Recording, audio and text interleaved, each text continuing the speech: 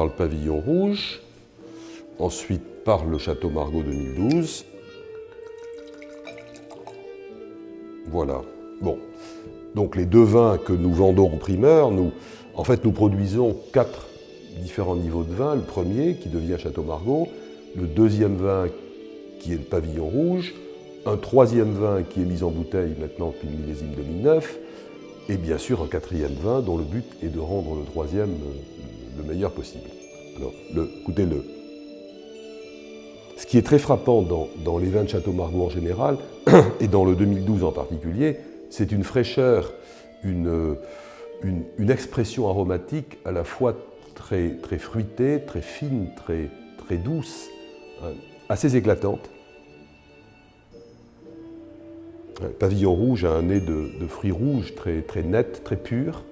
C'est probablement une chose d'ailleurs que l'on a beaucoup gagné depuis 10-15 ans, dans la netteté, la pureté du fruit.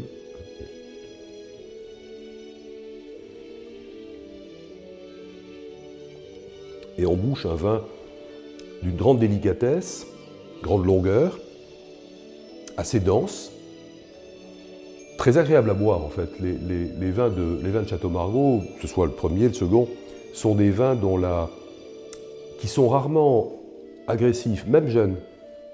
Et là, nous avons des vins qui sont, je dirais, assez faciles à boire, ce qui est un peu une gageure pour un vin trop jeune, très jeune, mais c'est vrai que la plupart des millésimes, c'est le cas.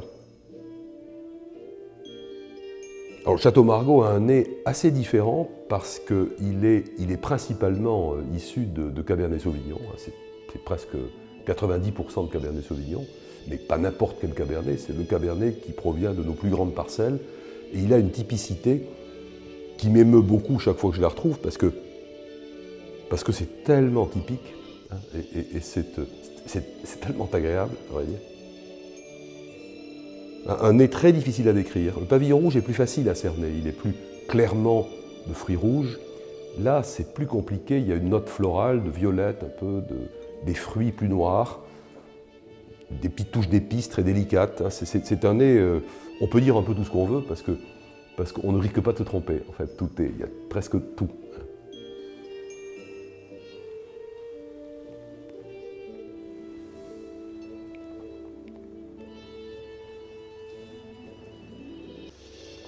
Et puis en bouche, on sent la densité et la délicatesse. Ce que je vous disais tout à l'heure, 2012, en ce sens, est un vin très typique de Château Margaux. C'est un vin je dirais que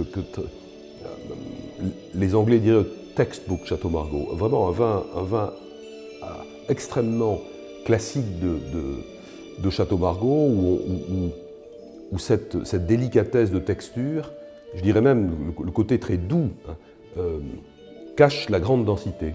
Et de fait, 2012 est un des vins les plus denses que nous ayons fait.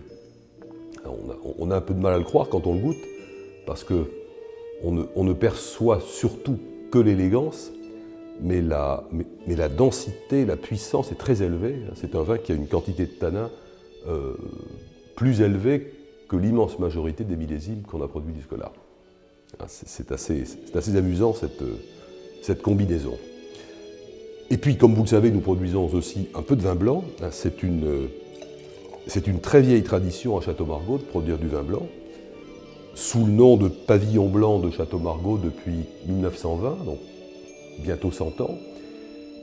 Mais c'est une production qui remonte probablement à 350 ans à peu près. On a toujours fait un peu de vin blanc.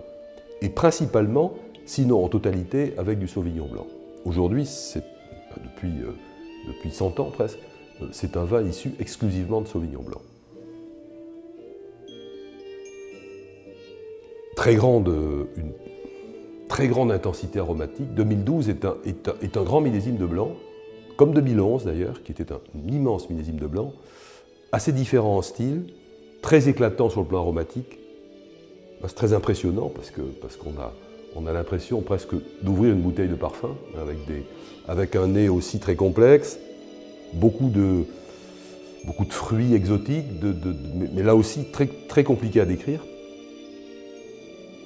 mais extrêmement parfumé.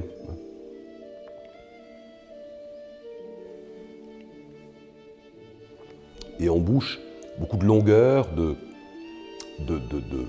fraîcheur, hein, de persistance aromatique, un côté un peu salé aussi qui est très rafraîchissant. C'est un très beau millésime que je n'imaginais pas aussi bon il y a encore quelques semaines. J'ai été très heureusement surpris par la qualité des blancs que je ne voyais pas aussi extraordinaire. Donc 2012, écoutez, millésime pour nous très réussi.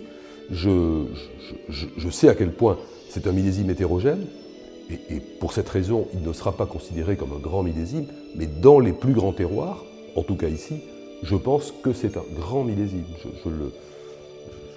Il aurait été considéré comme tel sans aucun problème il y a encore 10 ans.